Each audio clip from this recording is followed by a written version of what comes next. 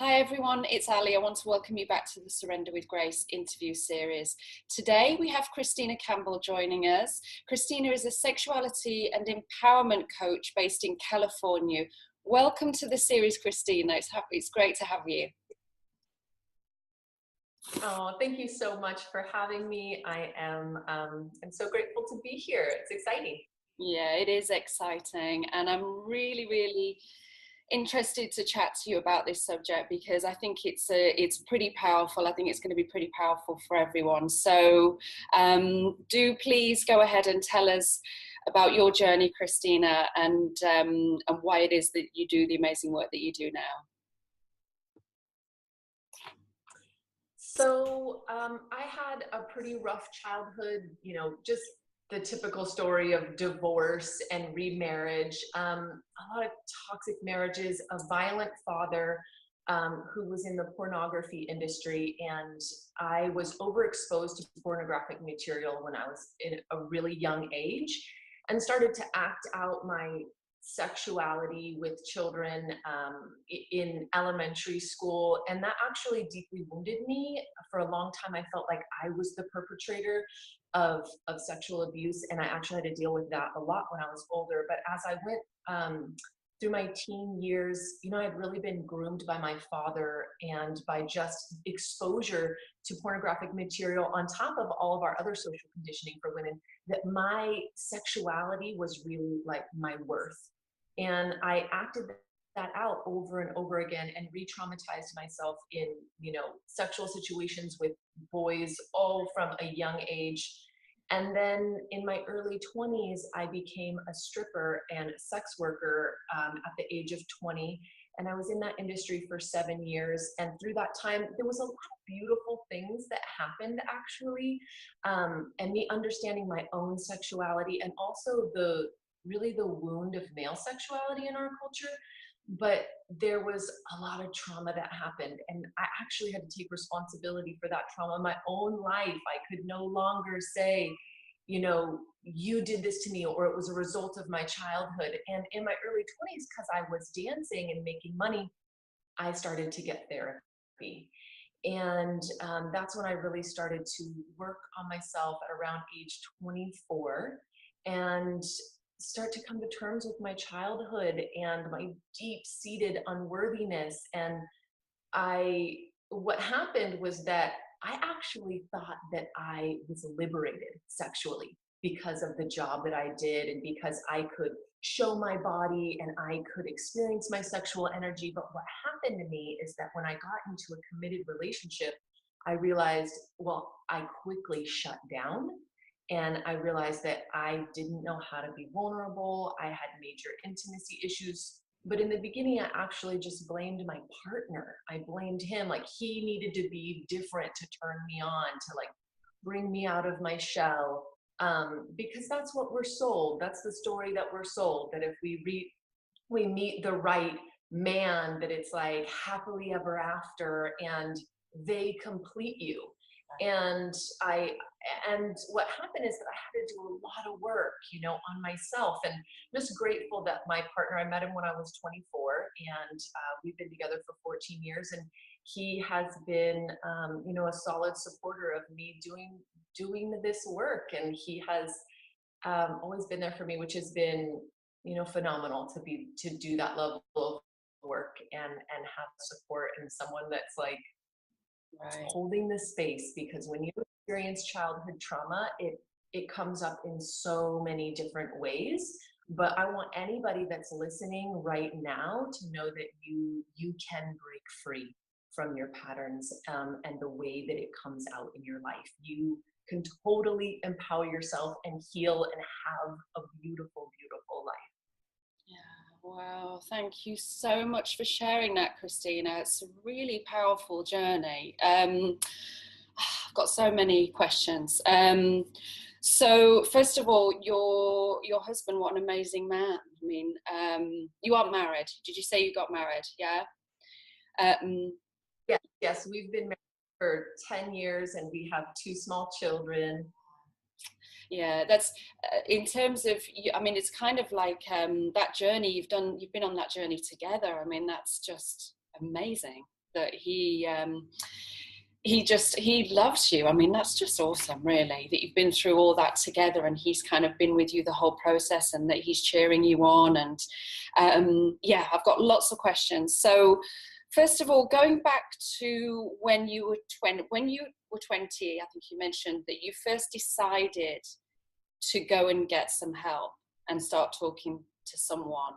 What was the catalyst for you at that time? Was it a feeling that you just on every level, it was the right moment, you just felt wrong? Tell me what that was. Yeah, so I had always lived with people, right? So I went to college and I had roommates, and then I moved into a house and I had housemates, and I went traveling through Central America for about 4 months, and I fell in love with this man, this Argentinian man, and the only way I was going to get him to the United States was through this fiance visa. So we're in the fiance visa process, and I just have this awareness, like, that I wanted to go live on my own for the first time. I was never going to live by myself in an apartment by myself and not share my space with anybody if he was going to be coming over. So this was my choice. So when I went to go live by myself and I was alone, I suddenly, quickly became aware of, like, that I had a really hard time being alone and just being by myself and with myself. And I just butted up against all of this longing and anxiety and fear, and everything came up for me.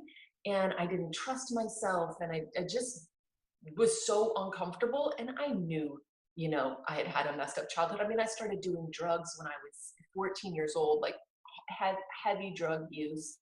And I just knew, and I ended up, sharing something with a girlfriend, and she's like, you should go see my therapist. And I was really lucky that she was the one. I didn't have to go searching, for a therapist that clicked. And so it happened really smoothly for me to just go to that first session and find that connection. And I work with her weekly and sometimes twice a week for 4 years. Okay, wow, that's brilliant. So, wow. Um, so would you mind please sharing a little bit about how, I mean, I imagine for 4 years of seeing someone, those kind of level, you went through the layers of just, I can only imagine so many feelings. And I mean, I'm sure it's there's many layers. My question is around the feelings of shame. Was that a big one, and how does that affect you, if it still affects you today or not? How did you deal with shame? Shame has been and still is the biggest emotion that I wrestle with when, it's the trigger that will pull me down. And I have just become better and better at noticing the shame and being able to, have the tools to get myself out of that spiral. I experienced so much shame, especially from things that I had done as a child with other children, and feeling that I was the perpetrator, and a lot of shame around a specific traumatic experience from my teenage years that I shared on another interview, which was that my father had actually orchestrated for me to, he got me drunk and stoned and allowed an adult man to have sex with me. But I did not, I did not say no. I went along with it, but I experienced such a deep level of violation that the only way that I could describe that was being raped. And for a long time, I said that I was raped when I'd actually had a consensual experience. But it was the feeling of coercion that I needed to do what my father had orchestrated for me to do in order for me to be accepted by him and loved by him, and to become like the woman that I was supposed to be. But there was such a deep level of violation in my in my saying yes and in the entire experience, that the only way that I could, describe it at such a young age was that I was violated on that level, was that I was raped. But then I lived with this deep shame that I was someone that had said that I was raped when I wasn't. I was abused, but I was not, like, I never said no, you know? So that was, it felt like, I had broken the trust with all women. There's this whole thing where women don't are not believed. It's a he said she said story, and here I was, someone that had lied. I mean, that shame was so deep, so massive, and I had to come to terms with my childhood and understand what led me to that place, and really have compassion for this young 15-year-old girl that didn't understand how to explain what had happened in any other way.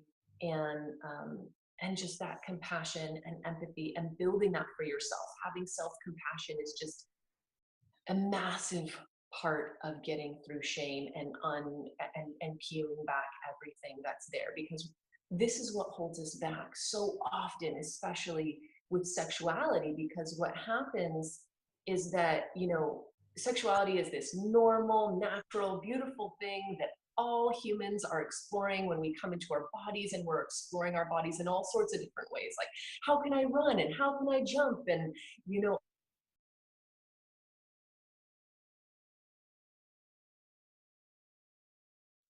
that we're wrong for that.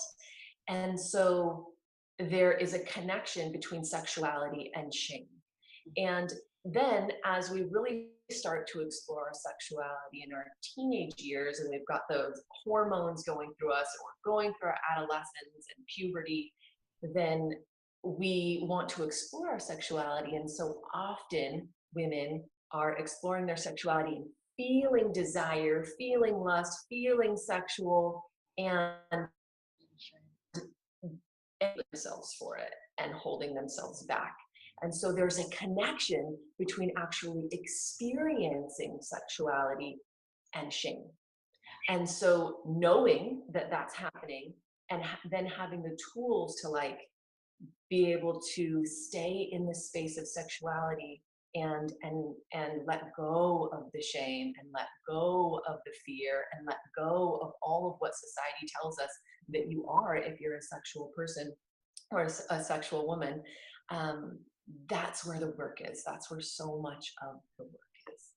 Yeah, I hear you. I absolutely hear you. That's really, really fascinating, Christina. So tell us how, so just move, before we move on from this shame, so in terms of the therapy that you had, the person that you saw, and the 4 years that you spent with someone, what kind of therapist did you work with, in terms of how was it, in terms of you coming through that, and how did you find a way that you've got an amazing husband as well by your side? So did you find that through talking about it?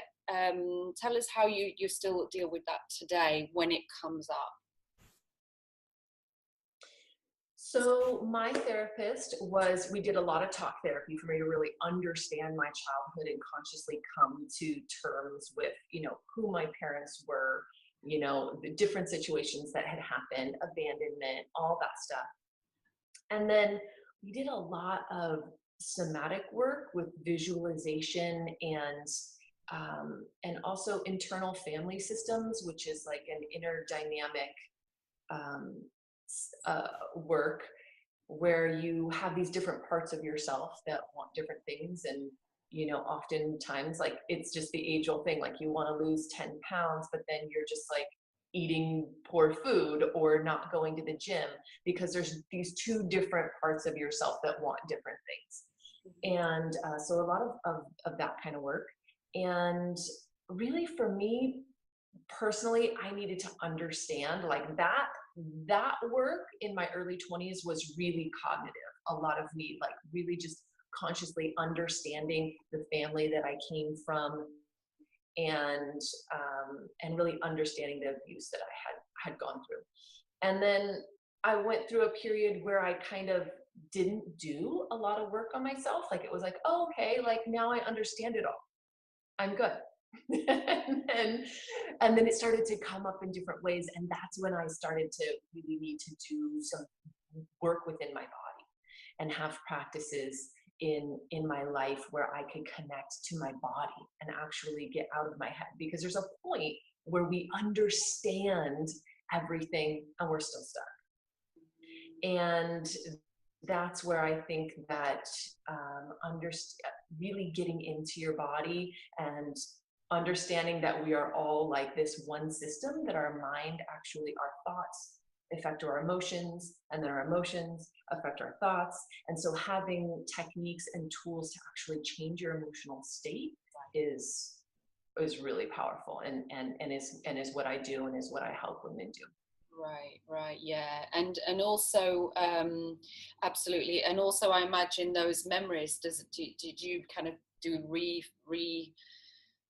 rejigging those memories to kind of find a way forward to deal with those better and things? So tell us about the work how do you work with people then? Tell us a little about that, because it could be that could be really beneficial for us all to understand. So I work with women to really figure out what is holding them back, right? And so what is limiting their desire to connect? What is keeping them feeling stuck, like they can't move forward? And really figuring out what thought patterns, what behavioral patterns, and holding them accountable to make that change. But also, like I love NLP. Do you know NLP, neuro linguistic programming? Yeah. Yes? Okay.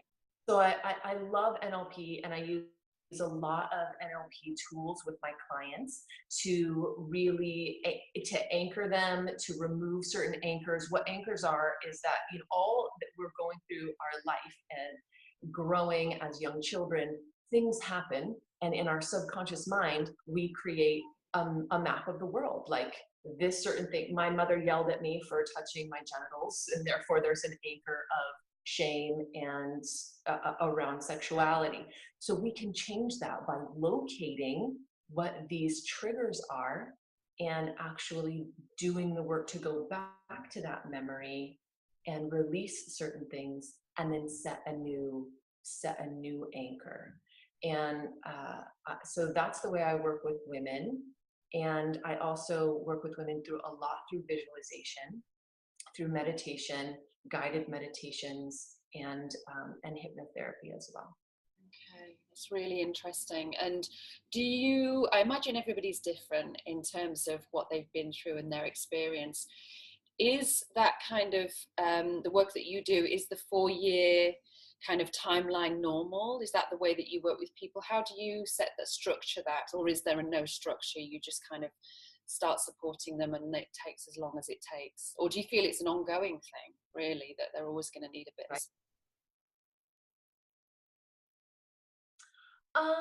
No, I don't think that you have to think that you're always going to need, you know, support from someone like a coach or a therapist. And I don't think that you can put a timeline on healing, because everybody is so unique and complex, and different things come up, and you go through a period, like all of us, you know, go through a big period of transformation, of healing, and then there's a rest and an integration time, and then we come up against the next part of us that is ready to unfold. So I typically work with women in a 6-month period, 6-month packages, so that we have enough time together to really facilitate change, and they have the support that they need to continue. Because what happens is that stuff comes up. It is not always easy, you know, and it's so easy to turn around and just say, you know what, it was better the way it was before. You know, I don't want to do this anymore. And so actually getting into a relationship where you're committed to work with each other for a certain period of time, it keeps you on track. It keeps you in the game. It keeps you knowing that, like, you're doing this for this certain period of time, and you're committed. And I found that to be really powerful. Hi, everybody. I'm afraid we had a little technical glitch there. Christina, my question to you was regarding working with your clients. Do you prefer that they're already in a relationship or not in a relationship, or does it really not matter at all? Yeah, it really does not matter. I work both with women who are single and who are in a relationship because, however, their trauma is coming up and creating triggers in their life and holding them back from having what they want, that could affect how they're dating and the men that they're bringing into their life. And it can definitely affect how they're relating to their partner in a current relationship.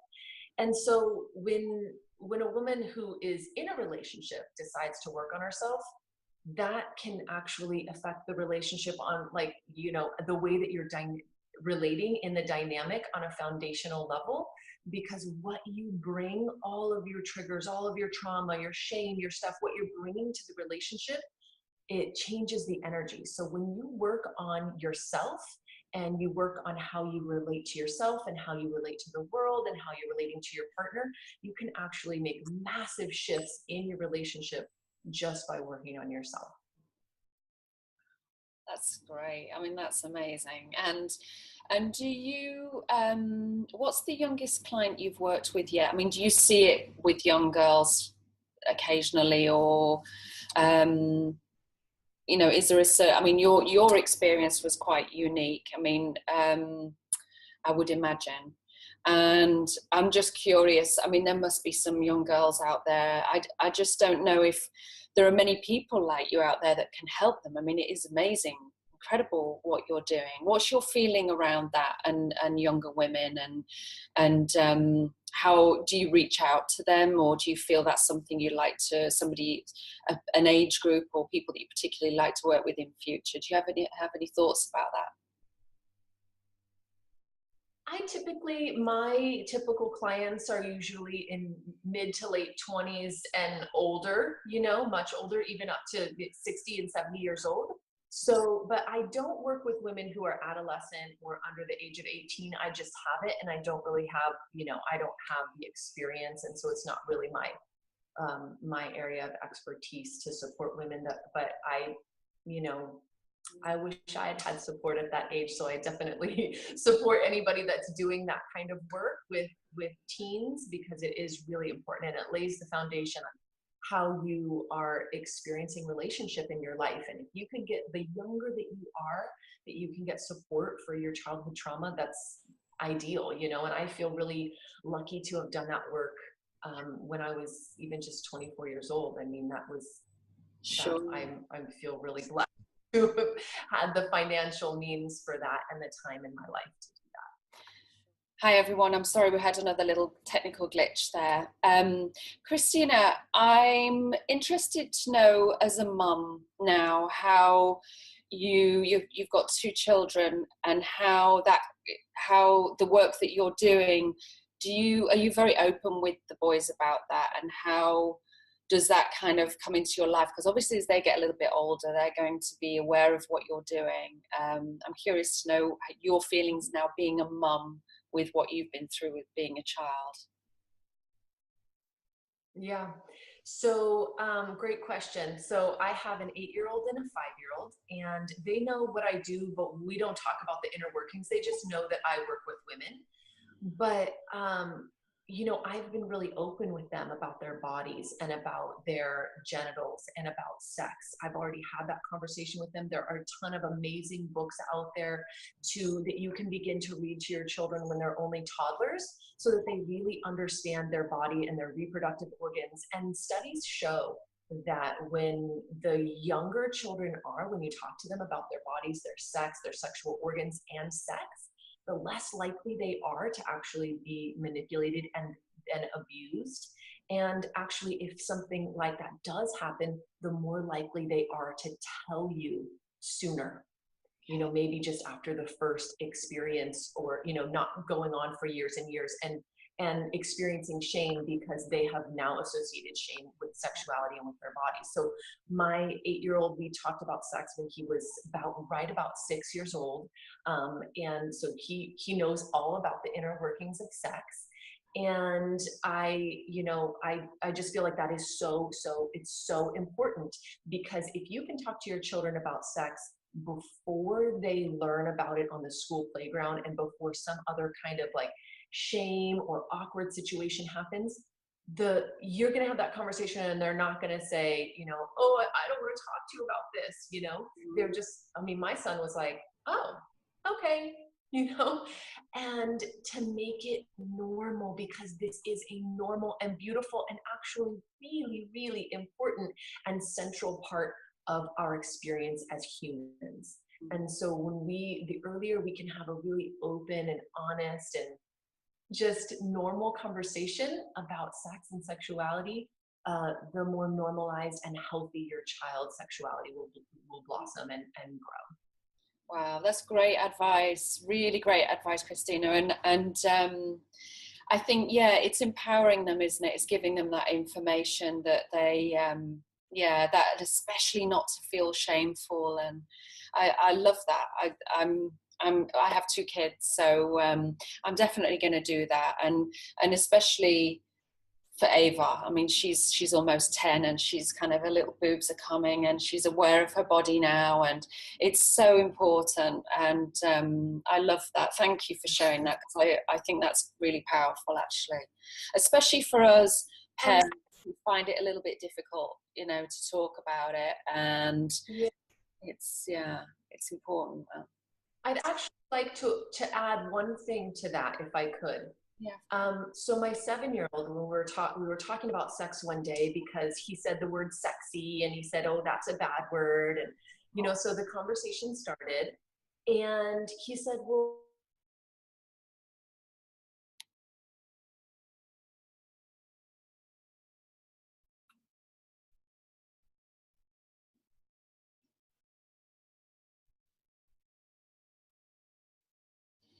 relationship with a woman, and you decide, or man, and you decide that this is what you want to do, and you both think that this is the time for you to do it, that's when you do it. You do it when you both want to, when you both want to express that experience together." And he asked, "Well, why, like, why do you do it?" And I was like, "Because it feels really good, when you really love somebody and you've decided that you both want good." So to actually talk to children about pleasure, the real part of sexuality, because so much of the sex that we have is not just to have a baby. And yet so many people are only talking about with their children, and not talking about pleasure, and not talking about connection. And so I've already started that conversation with my children, and I think that that is so important. Right, wow, that's great. Would you mind just repeating, you mentioned, we just missed the very, very beginning when you said that your son had mentioned that the word sexy, and then he thought it was a bad word. Was it just then that you went on then to explain to him that it's okay and it's good to feel sexy? I think that's exactly what you were saying. We just missed, like, yeah, a few seconds. Yeah. So yeah, he said something about sexy, or I think the word was said in a song, and he's like, "That's a bad word." And I was like, "Well, that's not a bad word." So he'd heard that on the playground, something that was a bad word. And so then he asked me, "What is sexy?" And I talked about sexy is when you are full of energy and you're radiant, and somebody is, attracted to you. We talked about magnets, right? So sexy is a really appealing energy that attracts other people. And so we talked about that, and then we moved into how sexy was connected to the word sex, and we had already talked about sex. So, just really allowing yourself to be in the moment, and being able to have that conversation about sex be really normal with your children, has been a blessing to this level of work and becoming a mother. And I'm really grateful. Yeah, wow. Well, you're doing a great job. Amazing. It's so lovely to listen to you. So listen, tell us how people, I understand you have a special offer for the people watching today. And you mentioned also, tell us a little bit about that. And also you mentioned usually what you start off working with someone for 6 months. Is that kind of standard, or do you do some group work? And tell us how you work with people in general. Yeah, so I have not been doing group work yet. It's something that I'm ruminating and sitting with. But right now, I work one on one with women to really intimately support them and their specific needs. But there is, you can't, I'm just not doing it yet. So the gift that I'm offering today is actually a 3-part training, and that is about permission, because so often women need to give themselves the permission to do this kind of work in their lives, and to make themselves important. And it's like giving yourself permission over and over and over again. So I have a 3-part training that is about how to liberate your sexual energy, give yourself permission, and actually some tools and strategies to really create more sexual pleasure, like actually specific tools. And I'm also offering a free one-on-one session with me, a free pleasure mapping session where we can really get down to what is holding you back. And there's only a few of those available. I've only opened up my calendar for a little bit. So if you're interested in talking to me and having a free session, definitely go grab that right away, because they will definitely fill up. So Wow. I'm so excited to be able to offer that today. Thank you. Thank you so much. That's really generous. Amazing, amazing gift. And we're going to make sure that they have all of that information on the page today so they can click through and be able to reach out to you and sign up to your amazing blog, etc. So that's really amazing.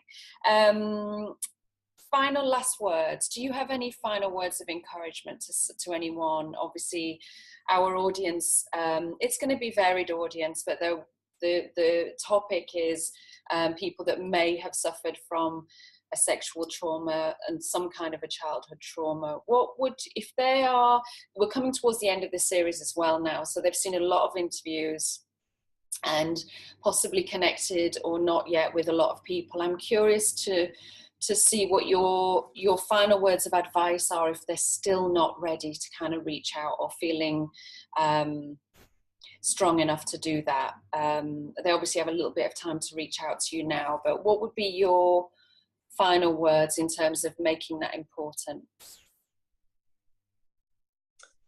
That if you feel the calling to do work on yourself, listen to it. Listen to it over and over and over again, because I talk to women, all the time, who are 50, 60, 70 years old, and they say that they wish that they had just done this work earlier. And so don't stop yourself. And that it takes time, and to be really, really gentle with yourself, and don't expect that you're just going to change and overnight, and that new things come, and to really be willing to be on this journey, and that you possibility is limitless, that you absolutely can heal from anything that you have experienced, and you can have the life that you deserve and that you want. And it's all about, like, just staying on the path, one foot in front of the other, and just being here on this series and reaching out and listening. Maybe this is your first step. Maybe you've already done it a whole bunch, but just keep doing it. Just keep doing it. It is so, so worth it. And I encourage you, and I send you just so much love for being here. Yeah. Oh, thank you, Christina. Thank you. Yeah. And it's, yeah, we have one life, so we have to make the most of it. And if we need someone to help us along the way, sometimes it's totally normal. I think it's really, I think it's really important to go out there and learn, because if we've come this far and we're still not feeling good in ourselves, then maybe we do need to reach out and ask for help. So thank you so much, Christina. You've been amazing, really fascinating, and you've shared so much really valuable information and support, and I'm sure it will have touched many people, really. It's very powerful, really. So thank you, Christina. I appreciate you, and have an amazing day and the best of luck, and we'll make sure that everybody can reach you. All right. Thank you all so much. Sending you so much love. Thank you. Oh, you're welcome. Goodbye, everybody. See you tomorrow.